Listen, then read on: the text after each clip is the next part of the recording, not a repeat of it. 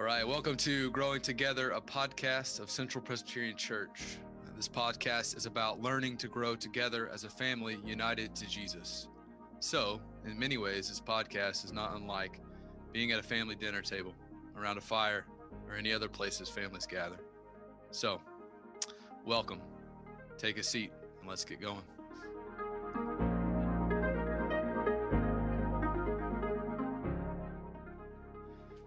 Thanks for joining us for another episode of Growing Together. We're excited to explore what makes Central. I'm Cole Lesher, and I'm the pastor of college and young adults. And with me here is Matt Woodson, Assistant Director of Student Ministries and Director of all things Beard. Hello, Matthew. Hello. Yeah.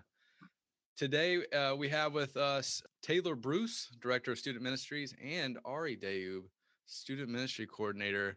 Hello, Ari and Taylor. Hey. That was super exciting. Thanks for that. I think they're excited to be here with us. If not, Matt is, and I guess. You're making us look bad, guys. Guys, seriously. It's like episode 5. I don't know the level of fire that you guys want me to come in right now. So much. Coming in hot. Any minio. Anyways. I want you to be supernova right now. Well, thanks for coming and hanging out with us today, and hopefully we get something done. Thanks for being here. Matt, take it away. All right. I have the privilege right now of actually being with 3/4 of my team. I think I worded that right. Both me, Taylor, and Ari are on the student ministry team. So I'm going to go ahead and hijack this, and we're going to go ahead and start off with a few questions about what student ministries is all about, specifically what it was like whenever we were in student ministries. So what were you like in youth group? More specifically, what was your musical taste like? And I know that I'm asking you a super vulnerable question, so I'm going to go ahead and go first. I was super into emo music, so Dashboard Confessional was my jam. I was all about that emo life. Fortunately, I'm not able to experience that anymore because, the emo bangs, probably a lot of people don't understand what that means unless you are a millennial right now. But the really long bangs, can't pull that off right now because my hairline is receding. But but I love that music. Super angsty, emotional music. I was all about that. Didn't quite get into Under Oath, but I know that a bunch of my youth group friends loved that because they're like, they're vaguely Christian right now, but they were screamo, which I also was a part of a screamo band in high school. So if you want to check out Dear Viola, go ahead, and that'll be really fun right there. The links for that will be in the show notes. Noting this down right now. But can we play an excerpt on this podcast? Okay, I legitimately would, but all of our music was on MySpace, and MySpace has completely changed and changed all of their back-end stuff. So the music player kind of works sometimes and sometimes doesn't.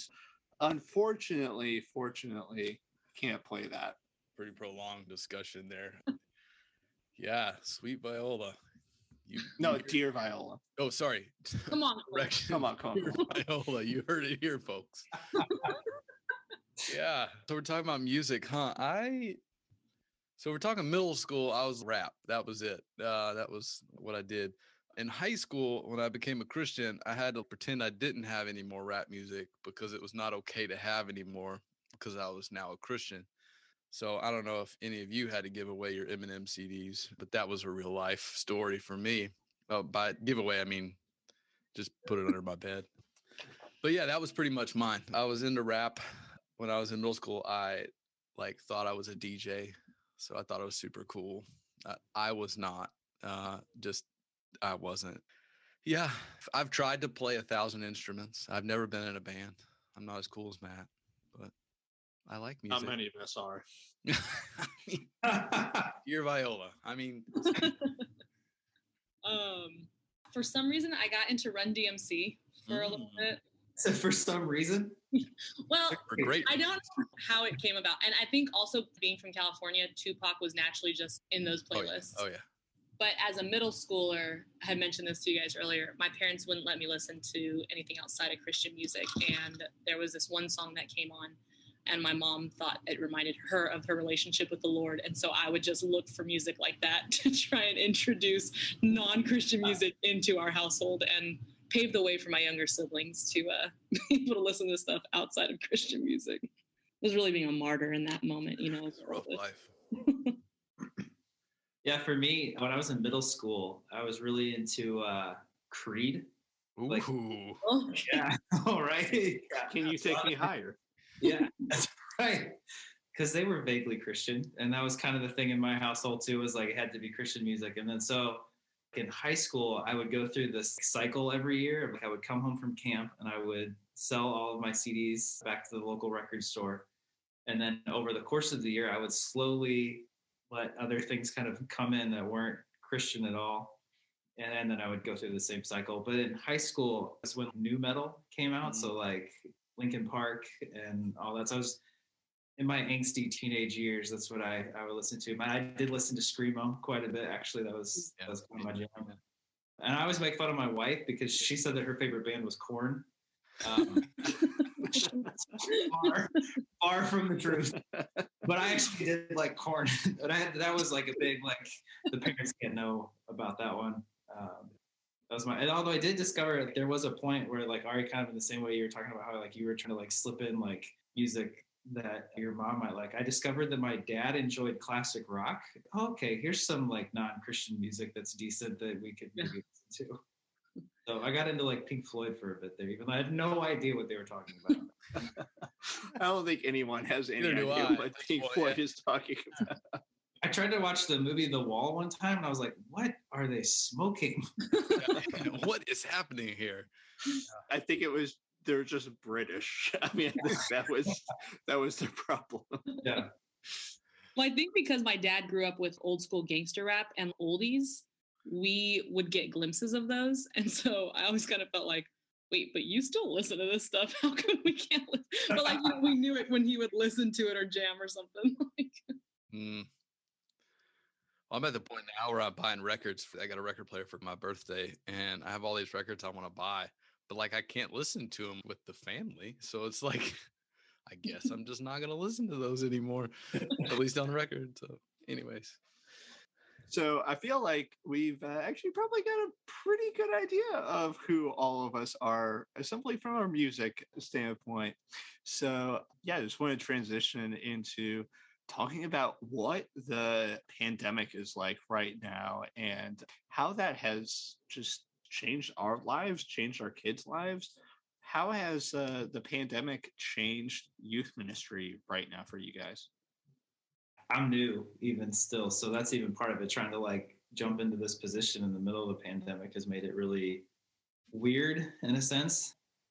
It's strange because you came in to our ministry during the pandemic.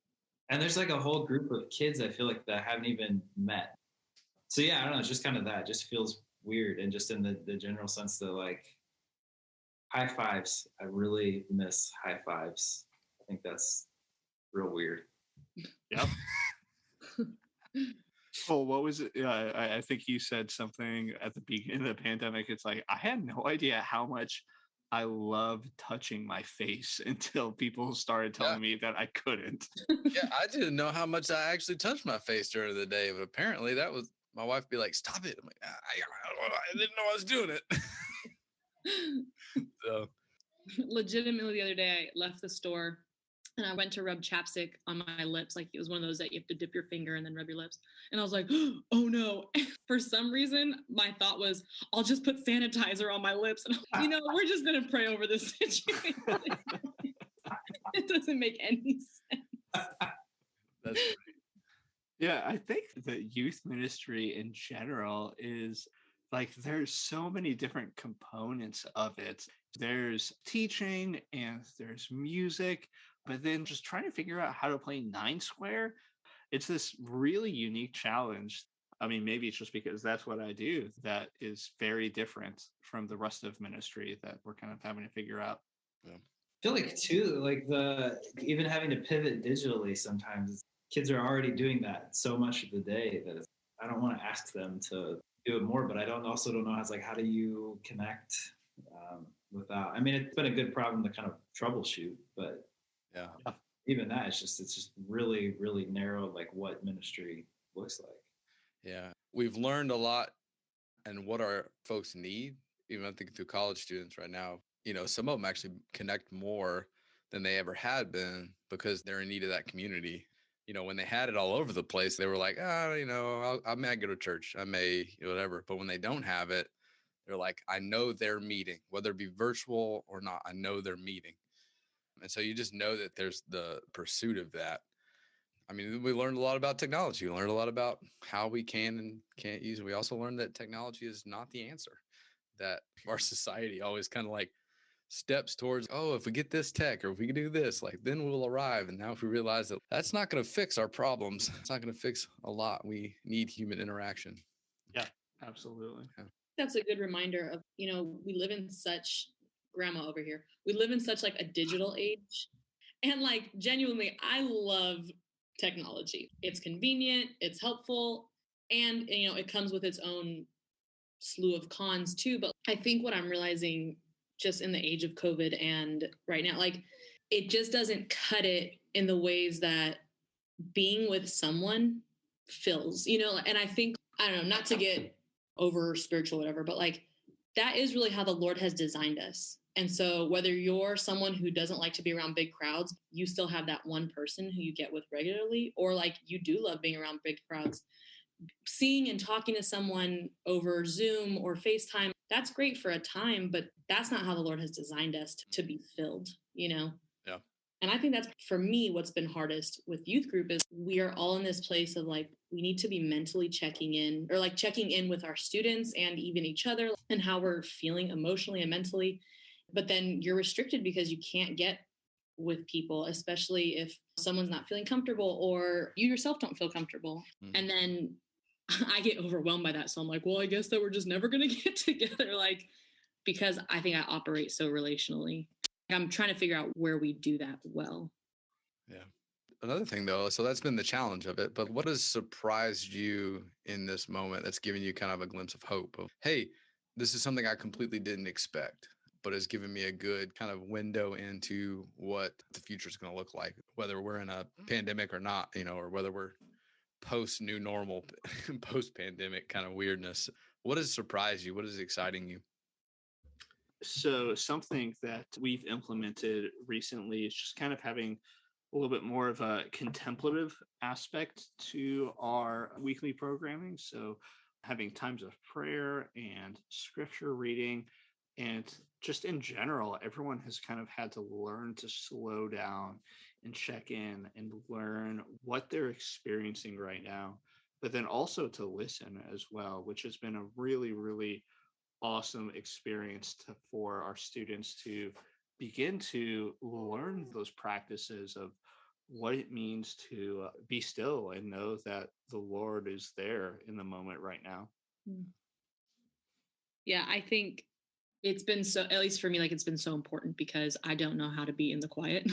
like I'm like, okay, what's the next thing? What's the next thing? Like, spaz central, superpower, right? And so yeah, even being able to sit in that as like Taylor has led that too with our students and realizing like, actually, this is a really sweet practice that the Lord gives us. And to be able to sit in the stillness and in the quiet of it. And that's really hard, but it's also, I don't know if rewarding is the right word. I don't know. There's just something really precious about those moments.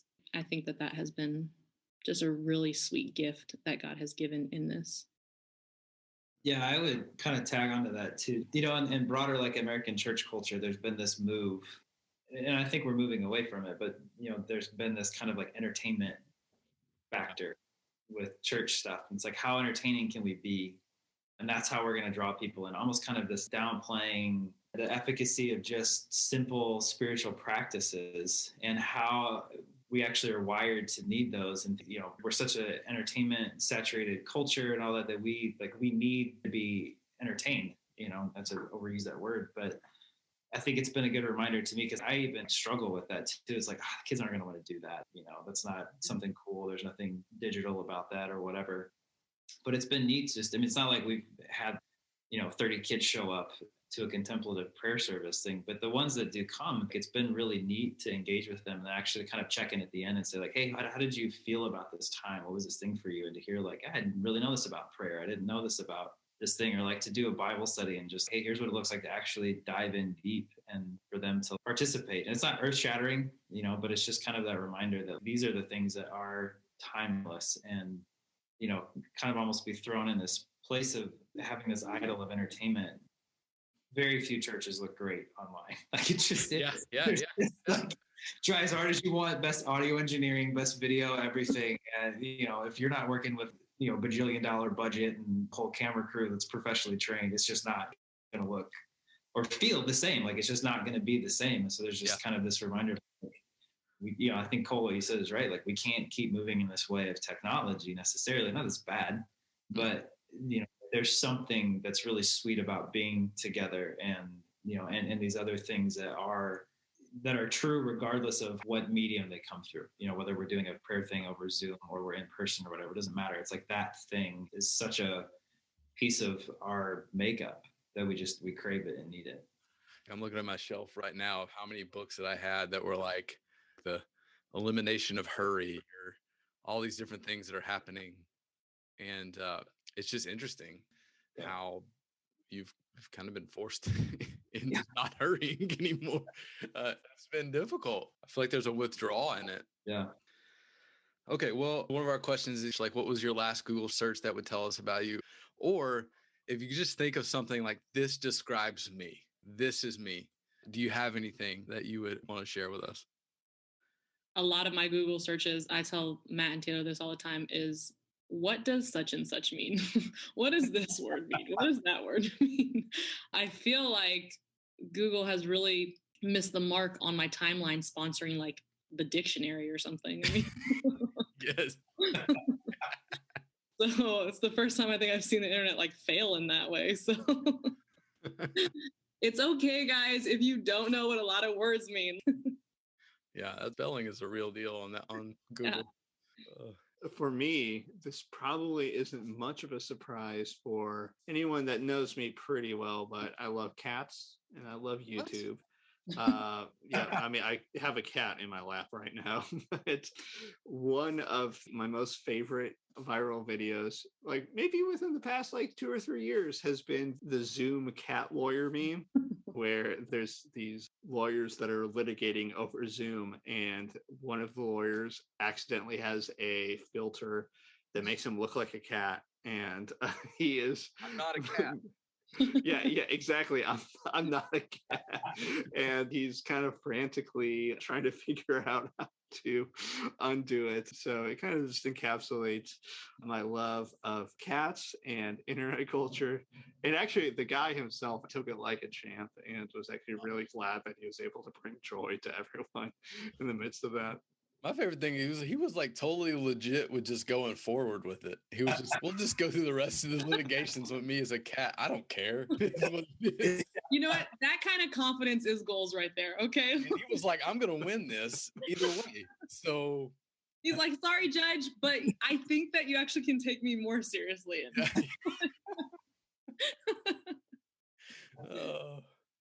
For me, I love philosophy and derive great pleasure from turning any conversation with my kids or my wife into a philosophical argument. They love that. It is so much fun, though. It's almost like telling dad jokes because it gets really lame and they're all just like, all right, Dad, we get it. Taylor, if you were Matt, I would say, we get it. You're smart. We get it. Yeah, Taylor, you're making us look bad. Ari's like, I don't understand what words mean. And I'm like, I like cat videos. And you're being all like hoity-toity. Hey, I love philosophy. I like philosophy. Taylor's like, I read 46 books a day. Anyway. I don't, actually. I mostly watch Netflix. Documentaries, though. Absolutely. That's it. Absolutely. Only documentaries. So I know, Matt, you're from Illinois originally. I'm from St. Louis. Whatever. You A sure? little bit of both. Yeah, I'll say Illinois. Just make it spice it up a little bit. You're so rude. Ari is from Cali, which is nice. And Taylor, you're from you're from here. And then you spent some time in Oklahoma, but that was college. So right. So okay, Matt, you're from here. Cool. And then Taylor, you're from here. What's your favorite thing about St. Louis? And that's your question. Ari, your question is, what thing now has been your favorite thing in St. Louis since moving here? And do you like Emo's Pizza? That's a twofold question.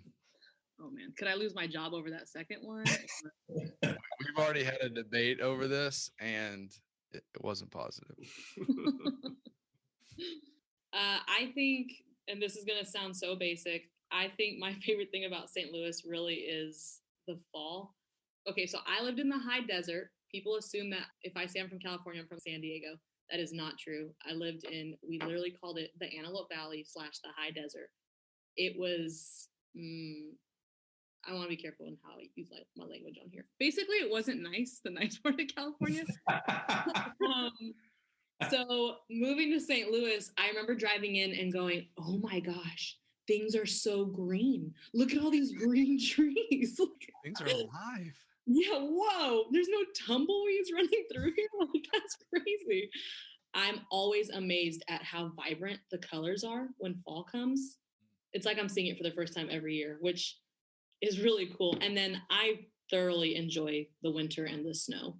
I have been sad that we haven't gotten a big enough snow to go sledding down Art Hill just yet. But yeah, those are really my favorite things of St. Louis.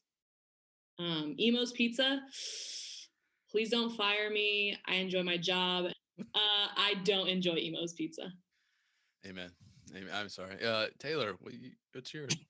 My favorite thing about St. Louis is Emo's Pizza. Whoa. Weird. And Ari's resignation. It's been fun, Taylor. No, it's a little cliche, but my favorite thing about St. Louis is actually Forest Park. I spend a lot of time there. We live very close to there.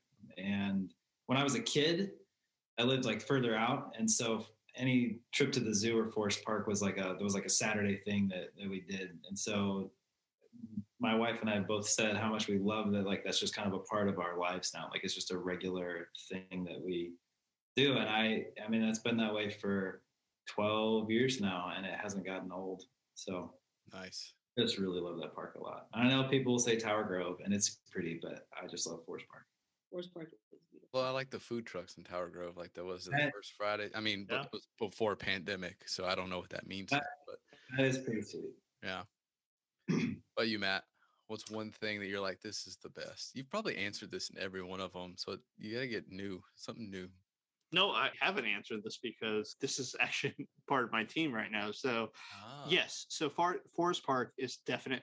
See, I almost said Forest Park, like the St. Louis. What I love about St. Louis is how we totally mess up every single word. Mostly Exactly. ours. Mostly ours. You're like, wash you. And Yeah. The farty far, I'm like, what is that? 44. Yeah, it's very confusing to me. I mean, I'm Southern, so it's all like, hey, y'all, what's up? Like 44. Not it, man. Not it. So Forest Park, I mean, like, everyone has said that. It definitely makes sense. And it's literally my backyard. I go running in there. I'm like, flex on us, jeez. I'm literally like a quarter of a mile away from the science center. So of course I have to say that. But St. Louis is so great because in some ways it kind of is the ultimate hipster city, because you kind of do need to know all of the ins and outs, all the really cool areas. We're not the fake hipsters that like love flannel. If you want to have fun in St. Louis, you need to learn all of the cool things. And once you do learn those cool things, they're really cool. I mean, like, I live in the Grove and I love finding all these cool restaurants that just aren't going to be super popular originally, but then like when they do become popular, I'm like, hey, have you checked out Beast Barbecue? Like, it's pretty cool. Okay. So it's actually a very personable city. and you become really attached to businesses and people and all those things. So I'm going to say it first. St. Louis is a better hipster city than Portland or Austin or any of those other places. Damn. I've been to either one of them, so sure, St. Louis wins. But Beast is legit. I mean, they have a butcher. They have like a whole side of where they, yeah, I don't know. I love Beast barbecue. Anyway, So when they say like, "Hey, why is it taking so long?" Are they killing the cow back there? They actually could be I killing. mean, I hope not. I mean, that would be very traumatic for everybody. You just hear that in the middle of the eating. No, I'm sure it's just shipped in and then they butcher from there. So, as a former butcher, apprentice butcher, I just love hearing your guys' like past jobs. They're so fascinating. yeah, mine's a little confusing because it goes from apprentice butcher to I worked at a zoo once to Chuck E. Cheese to I was a busboy for a long time. Like it's just Hey, let me hit you with this. I used to be a grave digger. I'm just going to leave it at that. Oh. Well, that's all we have for no. Well, for the time we got left, I want to ask you questions about specifically ministry. We've talked a little bit about different stuff in regards to like where we've been in the pandemic, kind of some things that we've learned. But, you know, I think for some folks that might be listening to this, they kind of envision themselves as a young kid or themselves as a high schooler and trying to figure out. And then they're going, wait, it seems so different. So I'm curious, what is a good glimpse into the students' lives right now that we see? It gives us kind of a good vision of the students we have at our church, because I think one of the coolest things about this podcast and one of the coolest things about the church is that we're a family. And sometimes we don't know people in our family well enough. We're a fairly large family in that way. So 700 of your closest friends. And so I'll be curious, just like what is kind of like a typical kind of student life right now? What are their experiences? What are they going through? And maybe even how can our folks who are listening to this pray for and think about our kids?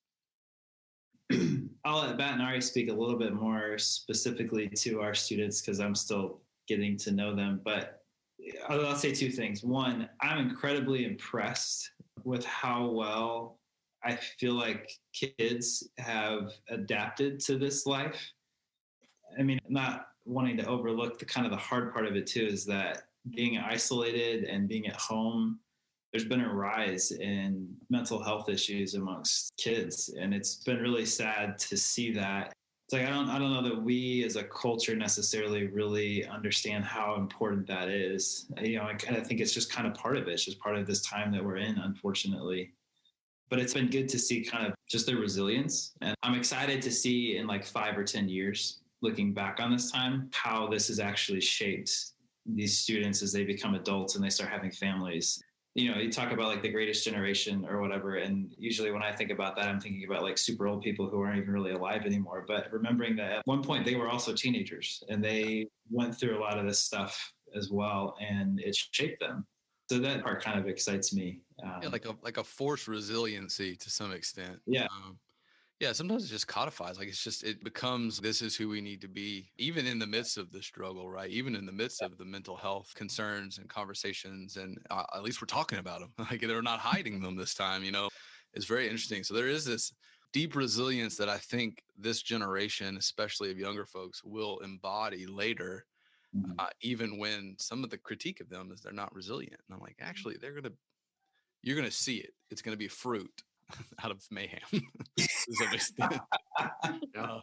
Yeah, I mean, the thing that I think about with our students, where they're at is just developmentally and in general, like they are arguably the most relational group inside our church. So they're both learning who they are and who they are around other people. And it's really good to be relational, but there's actually a huge formational aspect of that. They're learning who's safe, who's not safe, and what ideas are safe and are not safe. So they're definitely learning that through their peers. But I mean, studies show again and again that actually just like family dynamics and just relationships with other adults are equally, if not more important with our students and how they're being formed. Specifically, if they're feeling warmth and joy in the midst of that.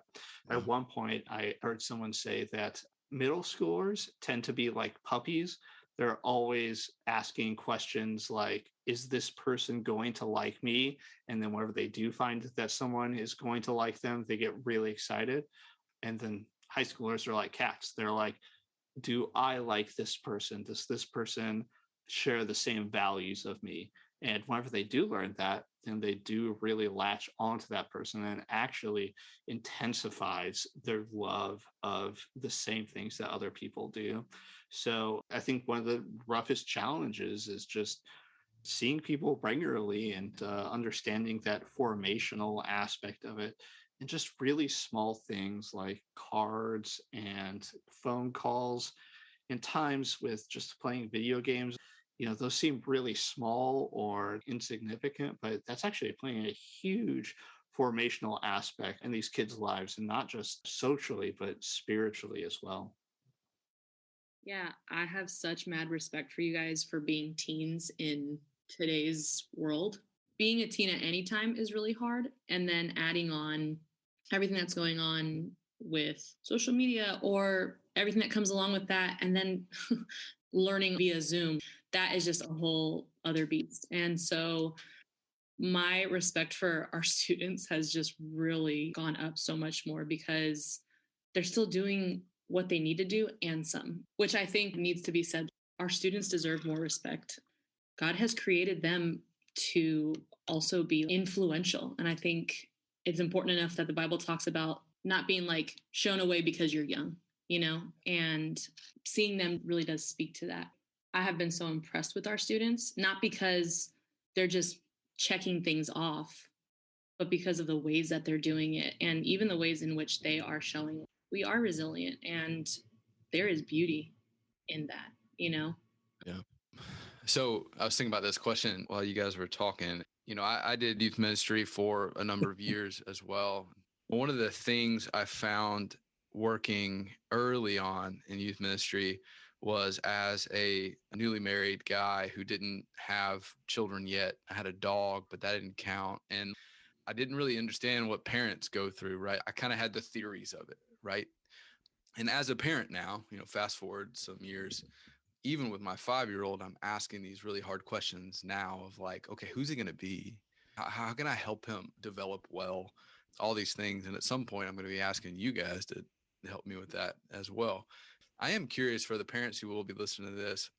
What is like one thing you can encourage them right now for their kid? Like, and go, hey, look at this and look into doing this and practice this with your kids in this moment. Now, we're not trying to fix them or anything like that necessarily, and not trying to say we parent better than anyone else. But what we're saying is, what is one thing that you know about your kid that they may not know that they can enter in and love well for their kids in this moment?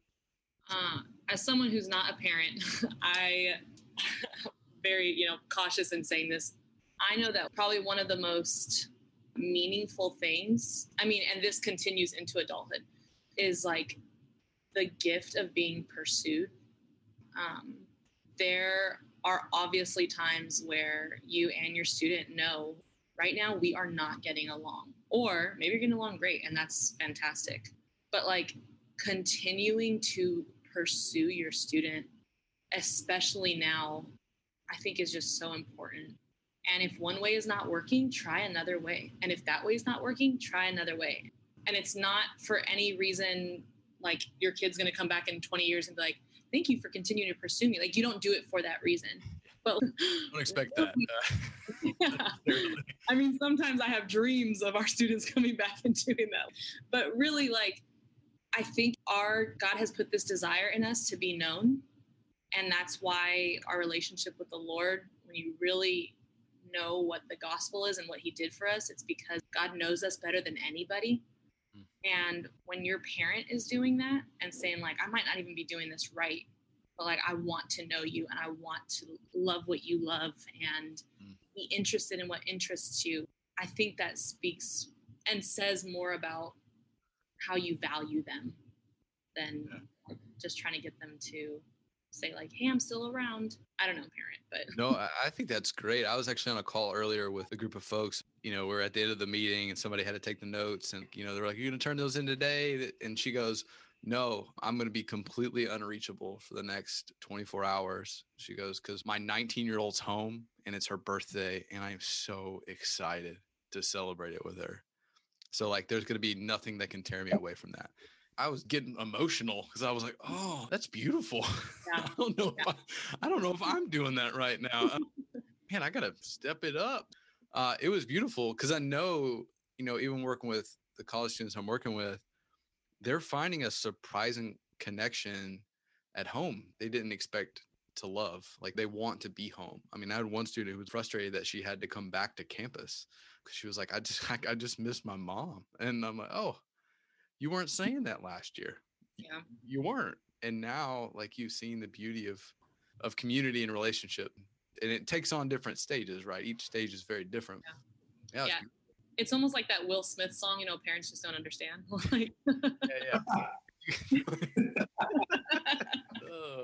Yeah, you guys are hitting the nail right in the head. I think that, this parent-child relationship, it doesn't feel natural, but the way that God has created these relationships, there's this real organic thing that happens. And whatever a child feels that they are cared for and loved, all of the things that that parent feels and cares for are just naturally going to be part of that kid's life. Those kids are also going to value those things if they know that they're cared for. So yeah, just feeling that warmth and just being attentive to those lives. So just being curious, asking a lot of questions. And sometimes they'll stonewall you, sometimes they'll roll your eyes, but they actually do really want to be known by you. Yeah. I want to add something real quick. I think that while we have, it is more than appropriate and is expected of us that for parents to have expectations, while the Lord does that for us, he also meets us where we are. And so I think that that is the beauty of being a voice in your own kid's life, of trying to figure out like, yes, we have expectations, and like, where do I meet my kid? How do they communicate? Because it might be a lot different than what makes me comfortable in communication. But I think that's just kind of going off of maybe something that Matt said. Yeah, I will answer this from both sides, both as a parent of a teen and as a youth director. One of the things that my wife and I have tried to do, not always well, because we can absolutely be control freaks. And I said, I like philosophy, and I really enjoy arguing with people about stuff. I can do that and drive people nuts. But one of the things that we've really tried to do is essentially just kind of keep the conversation open with our kids. I want my kids to embrace their faith for themselves. And that means that it might take on other expressions. Like it may mean that they become Baptist or something. I don't know. Or for a time, they may even walk away from it. I want that conversation to be open and safe so they can always come back and know that we can talk through things. I'm not going to sugarcoat it and tell you that if you chose a wholly different lifestyle completely, that I'm going to be behind you and support you in that choice. But I am going to love you, and I'm going to be available and be around to talk with you. And I think too, in that way, I know from my own story, just knowing that faith is a journey, and that I've done most of my actual growing in my faith since I left the house. And so the idea that like, I want you to leave the house and go to college with everything all buttoned up, ready to go, I think it might be borderline idolatry, actually. And I think that so much of life happens after that. I mean, some of the biggest things that happened to me that have really cemented what I believe about God and how he's met me in a very personal way have come within my marriage, within my relationship with my kids, with the other different places of suffering and difficulty. And if I hadn't had a safe place to go in the midst of that, don't know that I'd actually be doing what I'm doing now. Yeah. I think that's important. And then I think the other thing that I would say too, more kind of from the youth leader standpoint, is we live in a very isolationist kind of culture, individualist culture. And that's not necessarily bad, but it just is true. And my wife and I we're in this, like we We want to raise our kids in the way that we want to raise our kids. I get nervous about other people's input because then I'm afraid that reflects poorly on me as a parent. But I think it's important and good for us to let go of that and understand that other adults in our kids' lives is a good thing, right? So there are things that Ari and Matt are going to tell my kids that I've told them, and they're not going to listen when I say it, but they're going to listen to Matt and Ari say it. We're partners in this together, and we all want the same thing. We want our kids, we want all these students to embrace the Lord with their lives in whatever shape that takes. If that takes them to the jungles of Africa, or if it's, a lawyer downtown, or if it's stay-at-home mom or stay-at-home dad, or whatever it is, whatever they're doing it embracing the Lord with their own faith, as opposed to just regurgitating something or doing it out of a sense of familial obligation or something like that. No. Well, there was like 10 other things we needed to talk about. So we're going to have to do a part 2 at some point, no doubt. But I do want to leave with kind of a mixture of a question to some extent. This year, well, we have a mission and vision statement.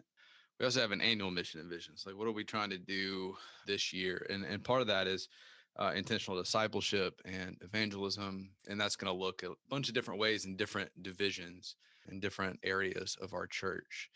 And so the last kind of final question I have is, what are you most excited about to implement this year?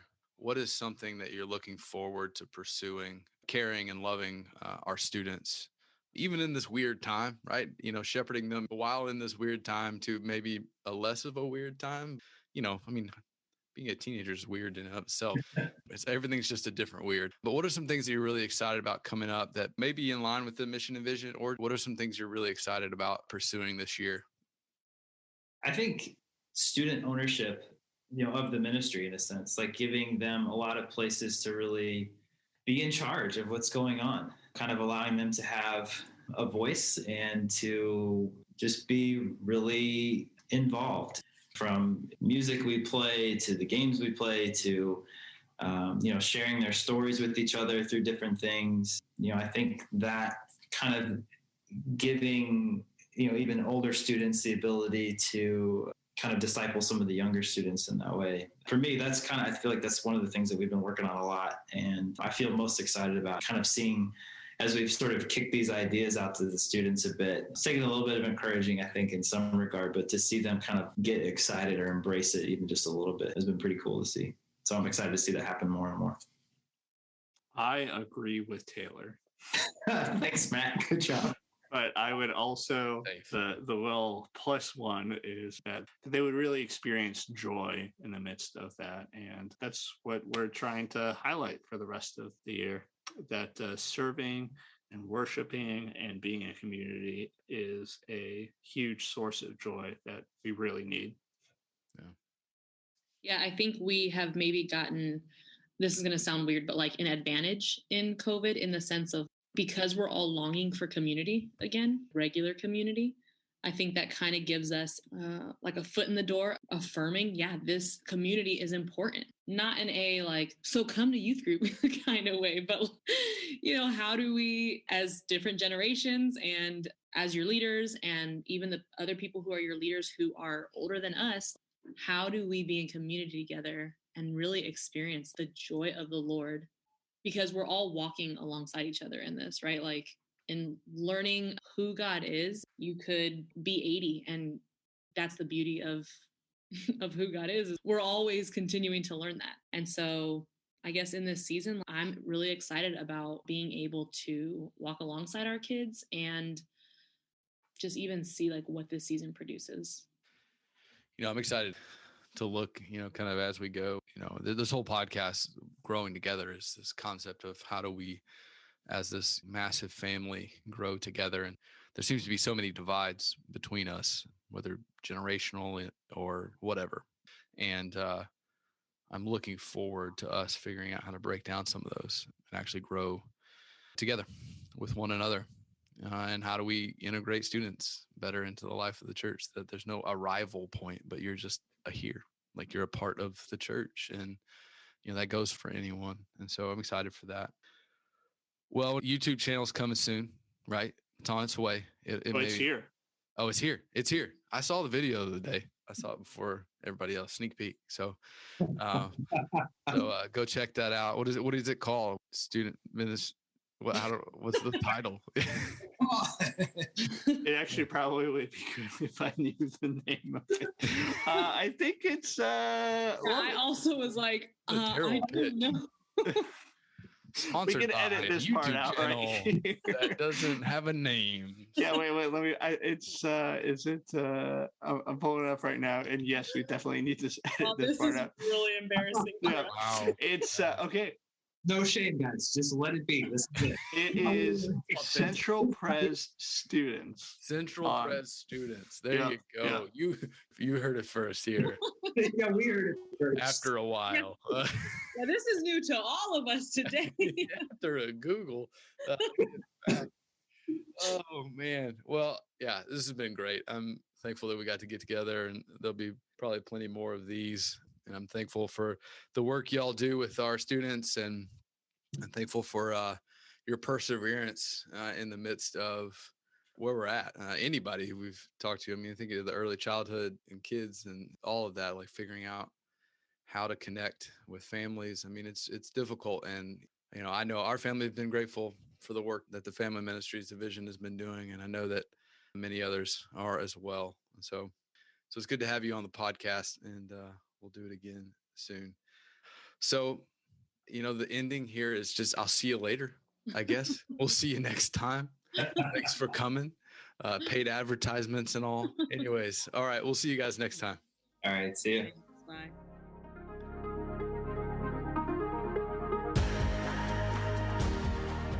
Thanks for being with us today. It's good to be together. If you want to find out more about Central Pres, please go to our website at centralpres.com or find us on all the social media things with the handle @CPCSTL. Join us next time as we continue to learn and grow together into the family of God. Blessings, friends.